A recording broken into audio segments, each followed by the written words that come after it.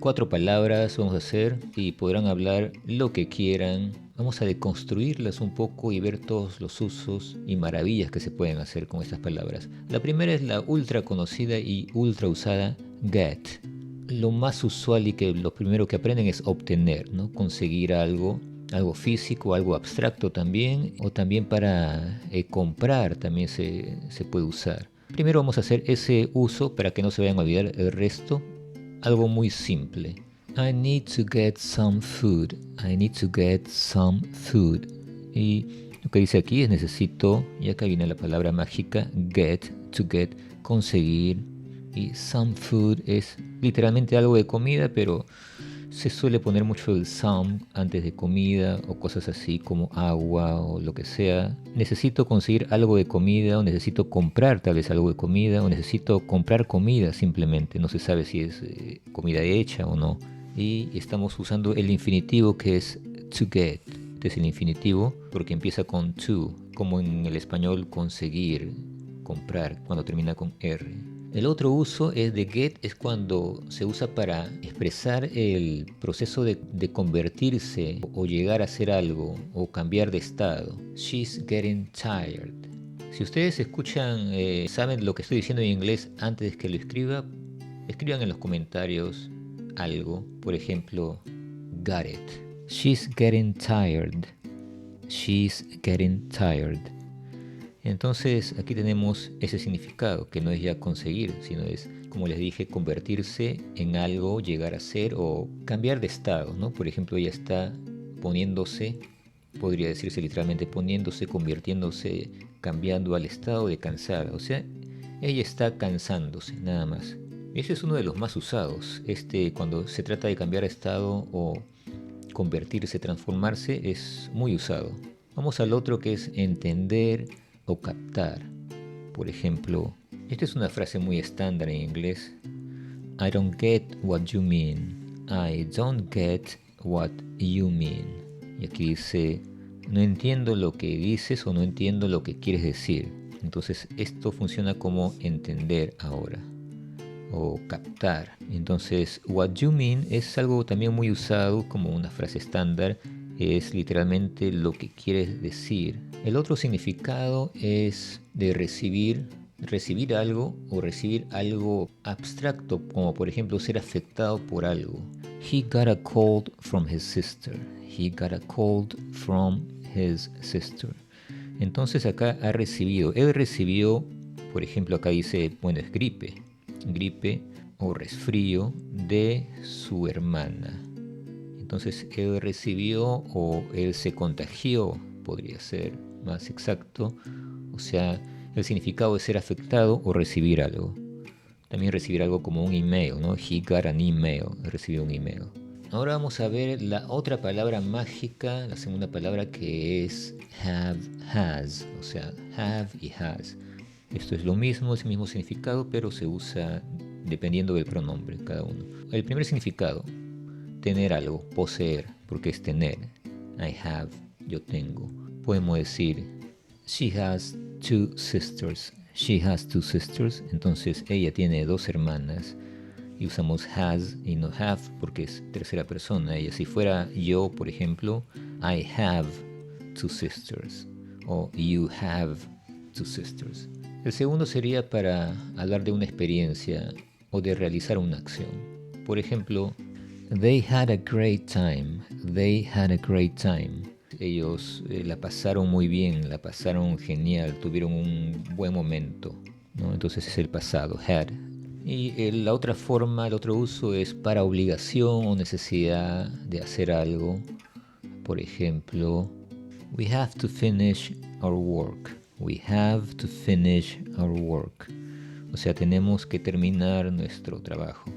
Entonces tenemos este have y en realidad siempre va con el to. Have to sería tener que, de obligación o de necesidad.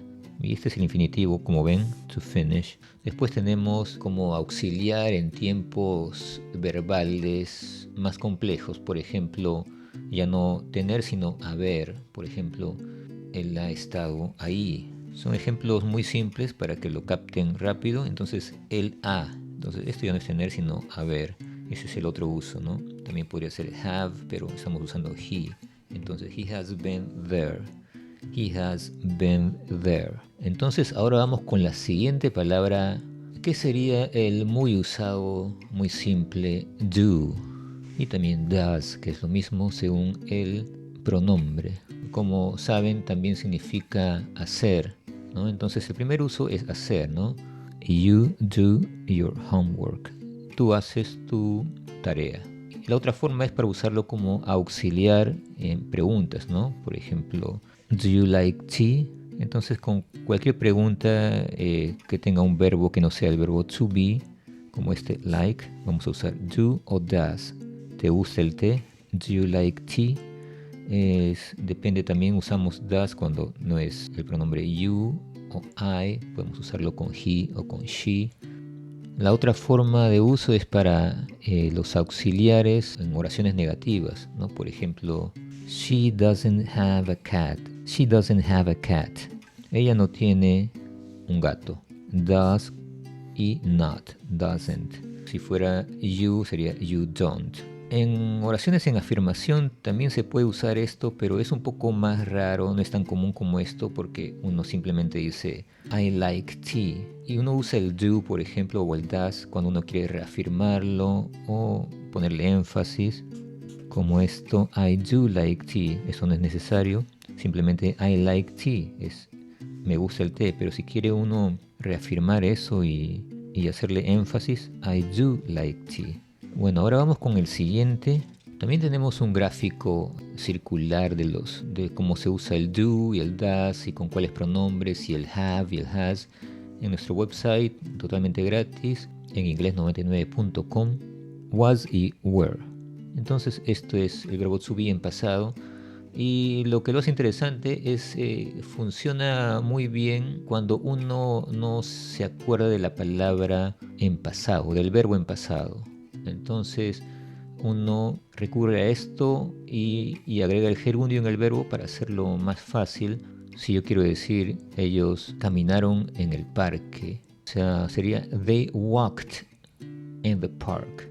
Pero si no nos acordamos cómo decir o no sabemos cómo formar ese verbo en pasado, podemos usar walking en vez de walked. Entonces tenemos ahí una solución rápida. They were walking in the park. Ellos estaban caminando en el parque en lugar de decir ellos caminaron, que es diferente, pero uno sale de apuros ahí y uno puede hablar en pasado más rápido si no se acuerdan, porque solamente usan el verbo y el gerundio, que es ing para todos, ¿no? Entonces aquí sería más. Sobre todo esto es útil en verbos irregulares, que es más difícil, no solamente se le agrega una D al verbo para hacerlo en pasado o ed, sino cambia el verbo totalmente en pasado. Entonces, si uno no sabe y tiene más formas de ese verbo, este sería un recurso para hablarlo en pasado. Por ejemplo, el verbo sleep, que es sleep, dormir, sería slept en la forma pasada, pero si no se acuerdan cómo es, porque es un verbo irregular, no es slept con una D al final, no, sino es diferente. Entonces, she was sleeping, aquí está el verbo to be y el gerundio. Y puede continuar, she was sleeping when something, etc. Pero esta es una buena opción cuando no se acuerdan cómo se dice sleep en pasado. O otro también parecido a este, he was reading a book, es pasado, pero si queremos pensar en él leyó, pero no nos acordamos cómo se dice leyó, y en verdad es read. Es lo mismo que esta palabra, pero se dice read, sería el pasado, pero es un verbo irregular. El verbo manejar, conducir, to drive, en pasado es un verbo irregular que no se le agrega solamente la E y la D como drived, eso no se puede. Entonces podemos decir I was driving, etc., en lugar de I drove, que sería el pasado, pero no lo conocemos. Entonces este sería otra forma de hablar y de salir de apuros cuando uno habla en pasado, que es muy complejo a veces. Tenemos un curso de entrenamiento puro de listening con audio de inglés americano, que se llama Entrenamiento Moderno de Inglés, y que estos días, esta semana, está en un descuento enorme de casi a mitad de precio. Es un descuento que va a durar unos días solamente, a mitad de precio. Este curso lo pueden conseguir en inglés99.com. Gracias por estar ahí, nos vemos, chao. Entrenamiento moderno de inglés es un curso diferente, hecho para quienes deseen practicar el listening, el speaking y la pronunciación de una manera natural, sin teoría ni gramática. Este es un programa de inmersión en el inglés donde cada lección, cada video es independiente del otro y donde no hay niveles progresivos ni exámenes para probar. Escucha, repite e internaliza de forma natural frases, ideas, diálogos, líneas espontáneas de conversaciones variadas en velocidad normal y también en velocidad lenta.